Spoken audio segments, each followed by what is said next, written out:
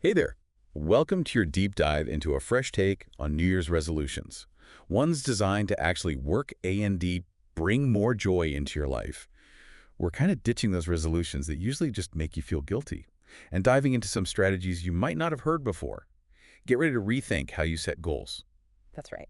Instead of focusing on deprivation, we're going to look at the science behind habit formation, the power of releasing past baggage, and how to create a personalized challenge system that really works. Okay, let's unpack this. It sounds like most of us go about New Year's resolutions the wrong way, waiting till the last minute to choose random goals that we don't really care about. Exactly. And that lack of preparation is a big reason why so many resolutions fail. Instead of repeating that pattern, we suggest a more mindful and intentional approach.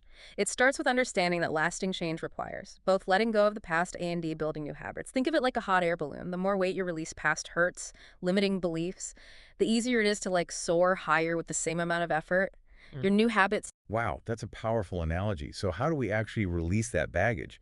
The source mentions a method called Ho'oponopono. What's fascinating about Ho'oponopono is that it shifts your focus from blaming external factors to taking responsibility and fostering inner peace.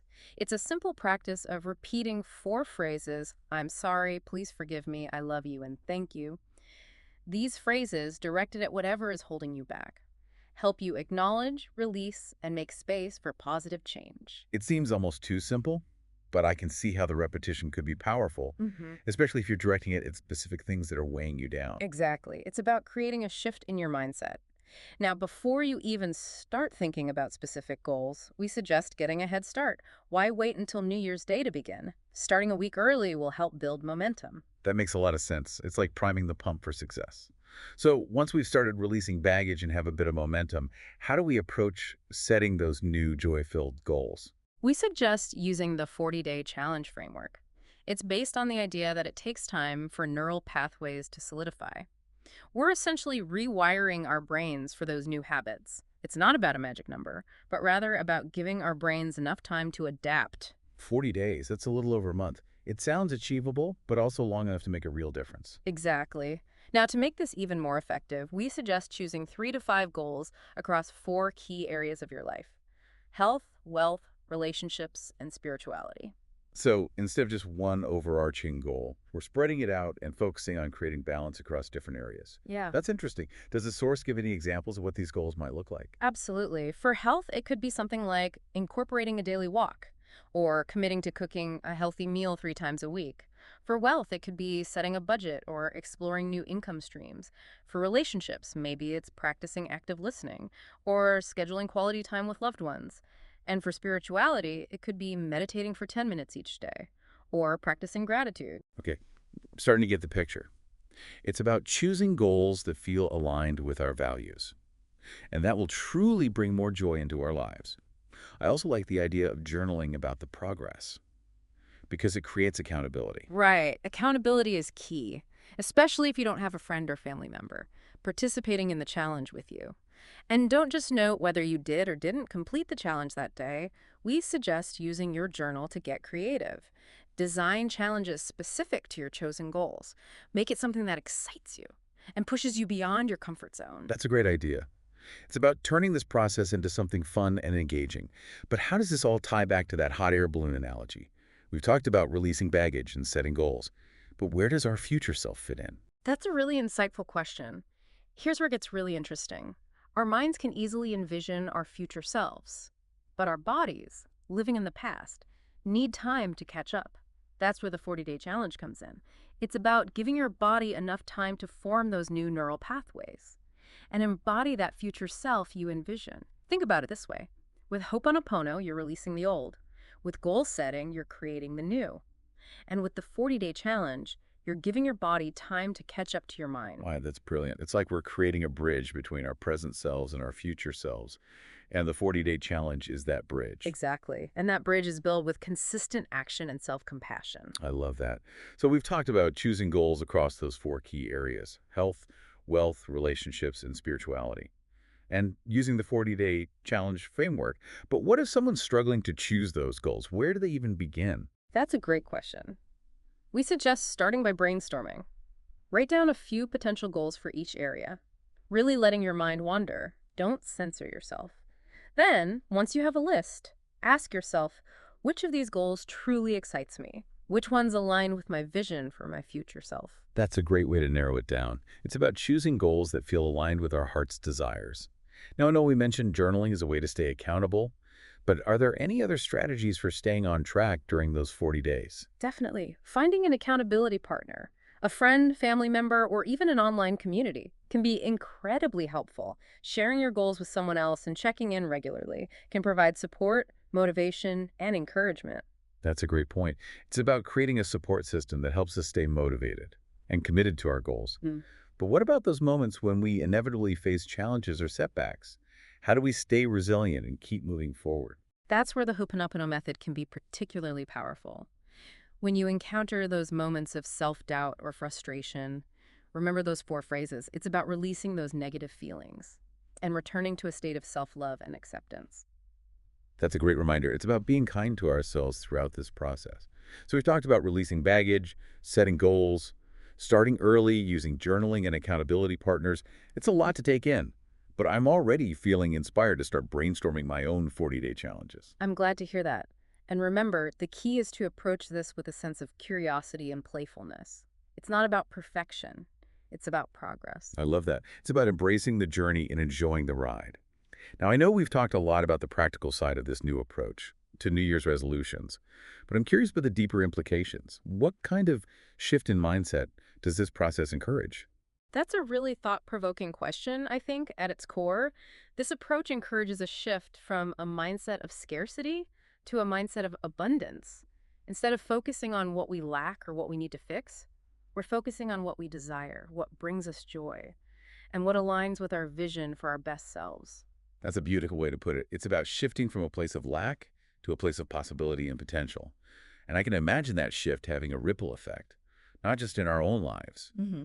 but in the lives of those around us. Absolutely. When we approach life from a place of abundance and joy, we naturally radiate that energy outward, inspiring others to do the same. It's about creating a collective upward spiral of positivity and growth. I love that image of an upward spiral. It's so inspiring. So instead of dreading those New Year's resolutions, we can approach them with a sense of excitement and possibility, knowing that we have the power to create lasting change that brings more joy and fulfillment into our lives and into the world. Exactly. And that's what makes this approach so transformative. This has been an incredible start to our deep dive. We've covered so much ground already, from releasing past baggage to designing those 40-day challenges, and even touched on the broader impact this approach can have.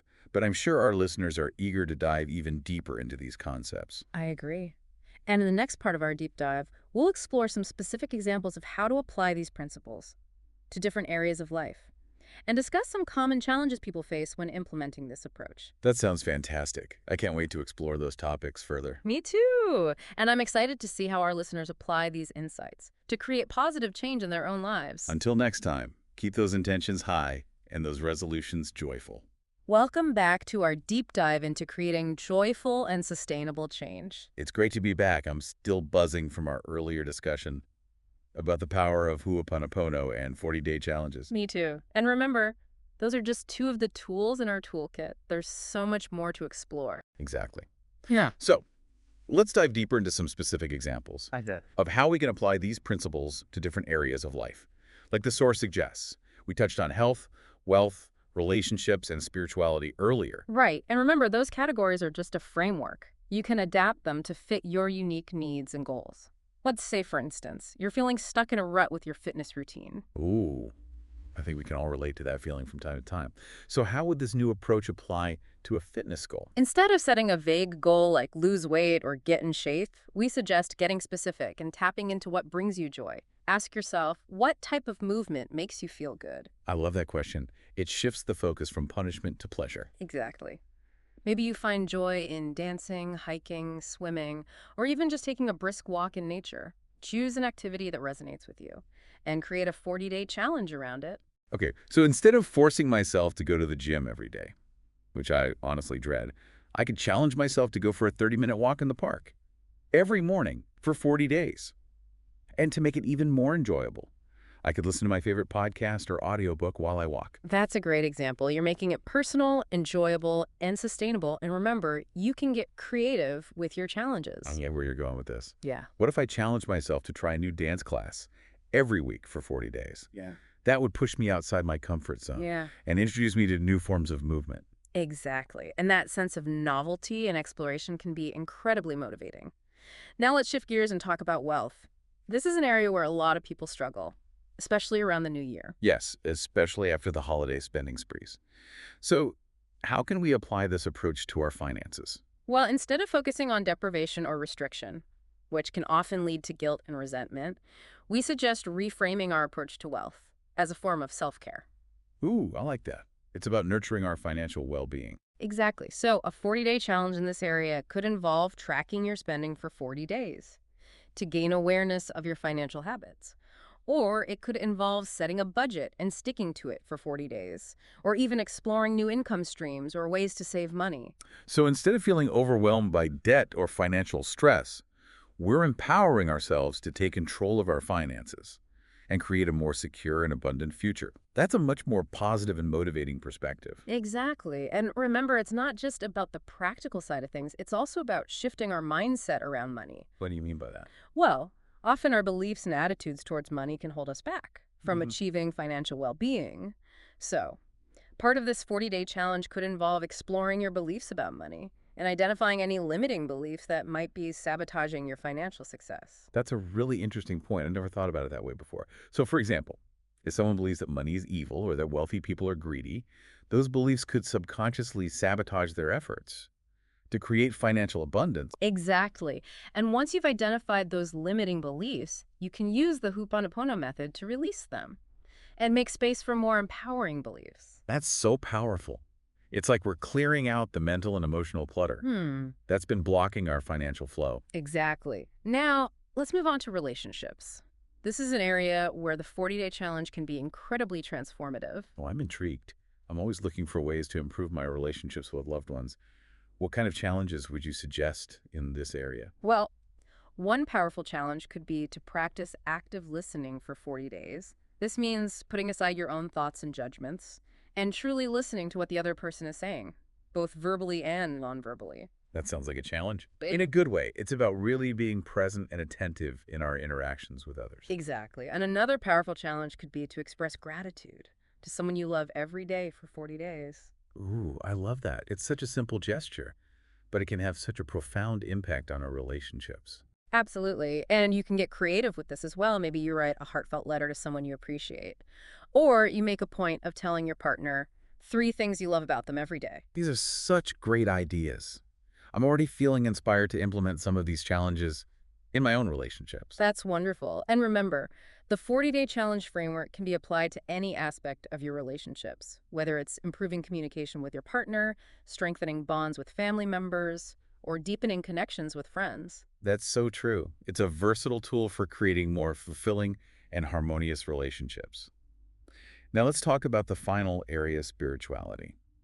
This can sometimes feel a bit esoteric or intimidating for people, but I think this approach makes it much more accessible and practical. I agree. Spirituality doesn't have to be about complicated rituals or esoteric beliefs. It's simply about connecting with something greater than ourselves, whether that's nature, music, art, or a spiritual practice that resonates with you. So what kind of 40-day challenges would you suggest for someone who wants to cultivate a deeper sense of spirituality? Well, one simple yet powerful practice is meditation. You could challenge yourself to meditate for 10 minutes each day for 40 days.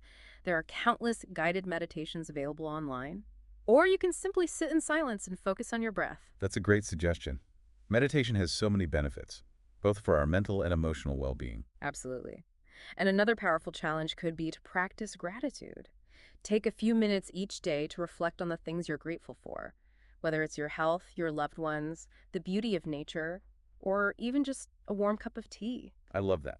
Gratitude is such a simple yet transformative practice. It really helps us appreciate the good in our lives. Exactly. And another challenge in this area could involve exploring different spiritual practices or traditions that resonate with you. Maybe you try yoga, Tai Chi, or Qigong, or you read books or listen to podcasts on spirituality.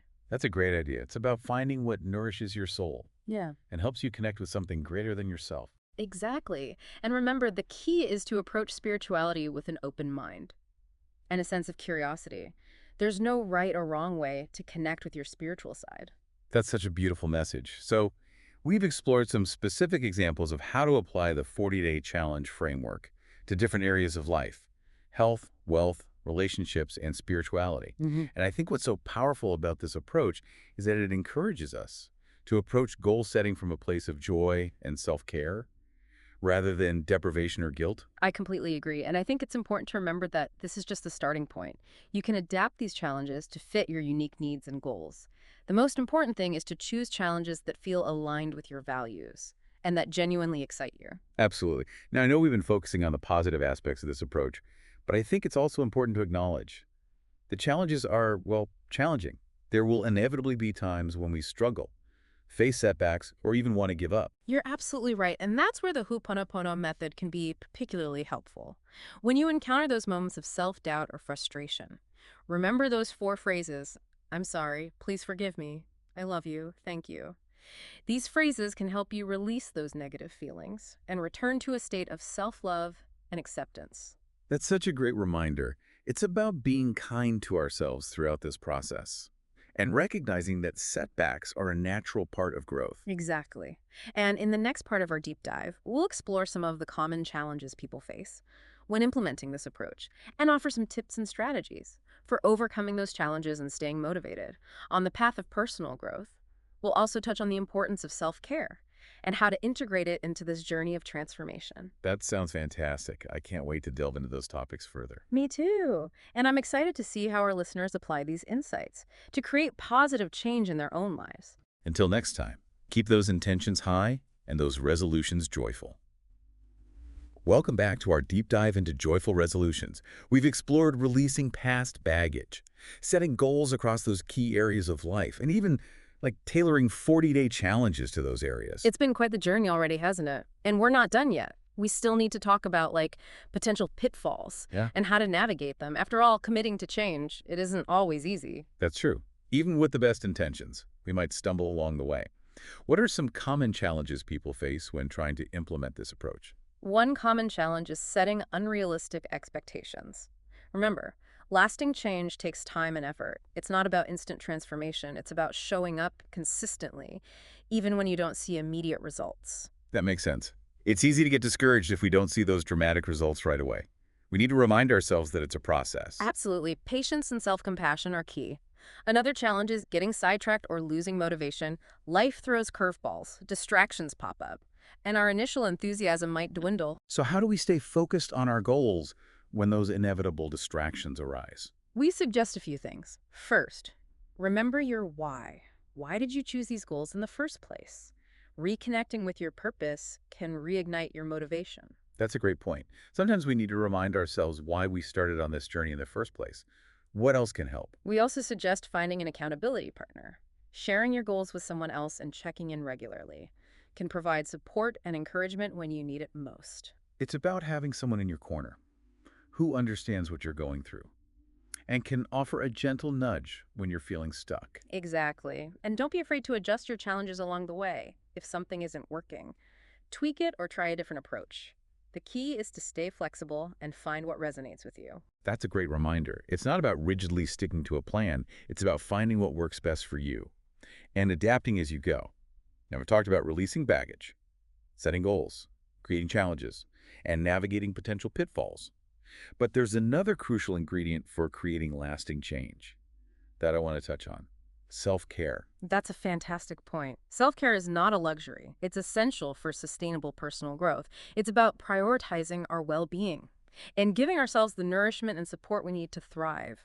So how does self-care fit into this overall approach to creating more joy and fulfillment? When we're feeling stressed, depleted, or overwhelmed, it's much harder to stick to our goals or show up fully for ourselves and others. Self-care helps us replenish our energy, manage stress, and cultivate a more positive and resilient mindset. So it's like putting on our own oxygen mask first before assisting others. Exactly. And self-care can take many forms. It could be as simple as taking a relaxing bath, reading a good book, spending time in nature, or listening to music that soothes your soul. Those are all great ideas. And I imagine self-care also involves setting boundaries and protecting our energy. Absolutely. It's about saying no to things that drain us and yes to things that nourish us. It's about creating a balance in our lives that supports our well-being. This has been such an insightful conversation about self-care and its importance in our journey of personal growth. But I'm curious, are there any common misconceptions or challenges people often face when it comes to self-care? One common misconception is that self-care is selfish or indulgent. We often feel guilty for taking time for ourselves, especially when we have other responsibilities or commitments. I think we can all relate to that. It's easy to put ourselves last on the list, especially when we're juggling work, family, and other obligations. But it's important to remember that self-care is not a luxury, it's a necessity. When we neglect our own needs, we're not able to show up fully for others or for the things that matter most to us. That's a powerful reminder. It's about recognizing that taking care of ourselves allows us to better care for others. Exactly. And another common challenge is simply finding the time for self-care. Our lives are often so busy and packed that it can feel impossible to carve out time for ourselves. So what's the solution? How do we make self-care a priority, even when time feels scarce? One strategy is to schedule self-care into your day, just like you would any other important appointment, whether it's a 15-minute meditation in the morning or a 30-minute walk after dinner. Block out the time and treat it as non-negotiable. That makes sense. It's about making a conscious commitment to our well-being. And another strategy is to be mindful of the transitions in your day and use them as opportunities for self-care. For example, instead of scrolling through social media during your commute, try listening to an inspiring podcast or calming music. I love that. It's about finding those little pockets of time throughout the day Yeah, and using them to nourish ourselves. exactly. And remember, even small acts of self-care can make a big difference. It could be as simple as taking a few deep breaths, stretching for a few minutes, or enjoying a cup of tea. This has been such a great reminder of the importance of self-care. Now, as we wrap up this deep dive, I want to bring it all together. We've covered so much ground, from releasing past baggage to setting joyful goals, creating challenges, navigating pitfalls, and prioritizing self-care. What's the key takeaway for our listeners? The key takeaway is this. You have the power to create a life that is aligned with your values, your passions, and your deepest desires. It's not about waiting for the perfect moment or relying on willpower alone. It's about making conscious choices, taking consistent action, and approaching this journey with a sense of self-love and compassion.